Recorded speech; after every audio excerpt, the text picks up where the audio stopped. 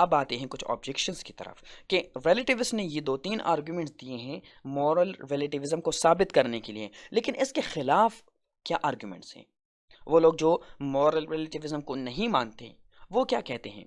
तो पहला ऑब्जेक्शन उनका ये है कि रिलेटिविस्ट एग्जैजरेट कल्चरल डाइवर्सिटी।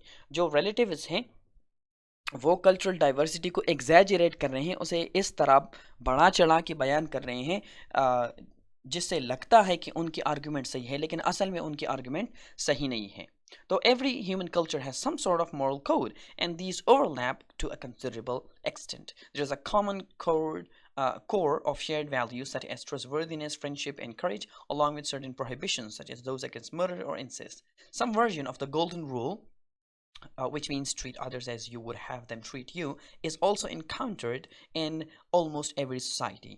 तो जो moral relativism के तनकीद निगार हैं, जो इसकी तनकीद करते हैं, वो ये कहते हैं कि अगर कल्चर्स डिफरेंट हैं तो ये सही है, लेकिन इन तमाम कल्चर्स में किसी हद तक सिमिलैरिटी भी हैं। इनकी मॉरल कोड में बहुत सारी सिमिलैरिटीज़ भी हैं। तो अगर आप इनकी डिफरेंस पर गौर कर रहे हैं तो इनकी सिमिलैरिटीज़ पर आप क्यों गौर नहीं करते? अगर इन सब में कोई सिमिलैरिटी है तो इससे भी तो कोई नतीजा निकलता है कि भाई कोई ना कोई ऑब्जेक्टिव स्टैंडर्ड है।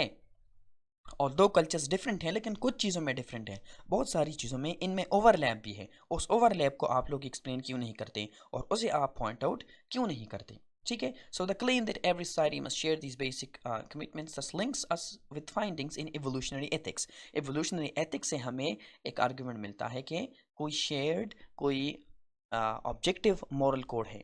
It is also supported according to some by the results of the moral sense test, a project conducted by Harvard's private and Cognitive Neuroscience Laboratory. The project is an internet-based study of the moral intuitions of people from all over the world. This supports the idea that there is a universally shared moral faculty, जैसे मैंने कहा, common to all human beings and rooted in our evolutionary heritage. तो evolutionary ethics से भी हमें ये idea मिलता है कि भाई जितने भी कल्चर्स हैं उनमें बहुत सारे मोरल आइडियाज कॉमन भी थे। अगर कॉमन थे इट मीन्स कि किसी हद तक मोरालिटी में ऑब्जेक्टिविटी है। लेकिन रिलेटिविस्ट ने ये हमें धोखा दिया ये बात कहकर कि सारे कल्चर्स डिफरेंट हैं, इसलिए शायद मोरालिटी भी डिफरेंट है, हर किसी की अपनी अपनी मोरालिटी है। उन्होंने ये बात नहीं की कि इनमें बहुत सारे कॉमन आइडियाज़ भी तो हैं। तो अगर वो सारे आइडियाज़ कॉमन हैं तो शायद उनके कोई ऑब्जेक्टिव स्टैंडर्ड हैं।